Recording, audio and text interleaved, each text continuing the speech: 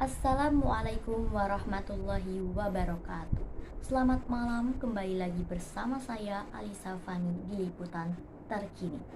Pemirsa, Menteri Pendidikan Nadiem Anwar Makarim mengumumkan perubahan sistem pembelajaran di Indonesia.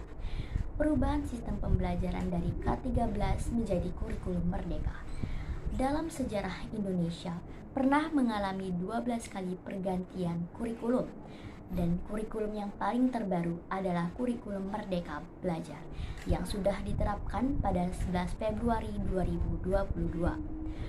Mengenai kurikulum Merdeka Belajar adalah bentuk evaluasi dari kurikulum sebelumnya, yakni kurikulum K13 atau kurikulum 2013. Kurikulum ini diluncurkan secara resmi oleh Mendikbudristek Nadiem Makarim.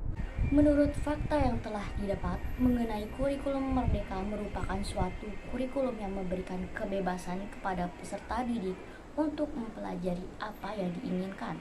Akan tetapi, itu dapat dibebani peserta didik karena tidak sesuai dengan jalurnya atau jalur yang ia inginkan. Rangka melaksanakan ketentuan dalam Keputusan Menteri Pendidikan, implementasi kurikulum Merdeka melalui jalur mandiri pada tahun ajaran 2022-2023 dimulai dari usia 5 tahun sampai dengan 6 tahun pada pendidikan anak usia dini serta anak didik kelas 1, kelas 4, kelas 7 dan kelas 10 pada jenjang pendidikan menengah.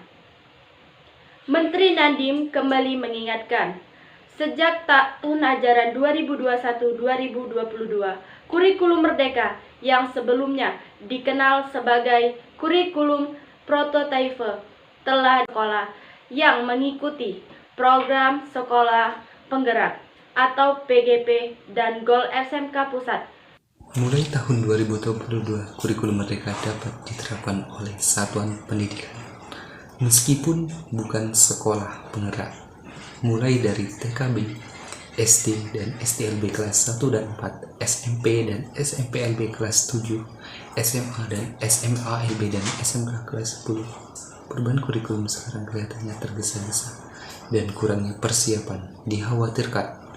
Kurikulum ini mengandung unsur politis yang hanya mementingkan kepentingan pribadi atau kelompok tertentu.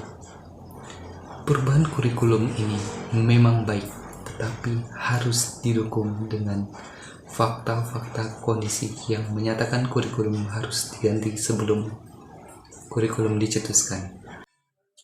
Harapan terhadap penerapan kurikulum terhadap pembelajaran peserta didik dan mempertimbangkan kebermaknaan dalam pembelajaran dari keunikan dari setiap peserta didik.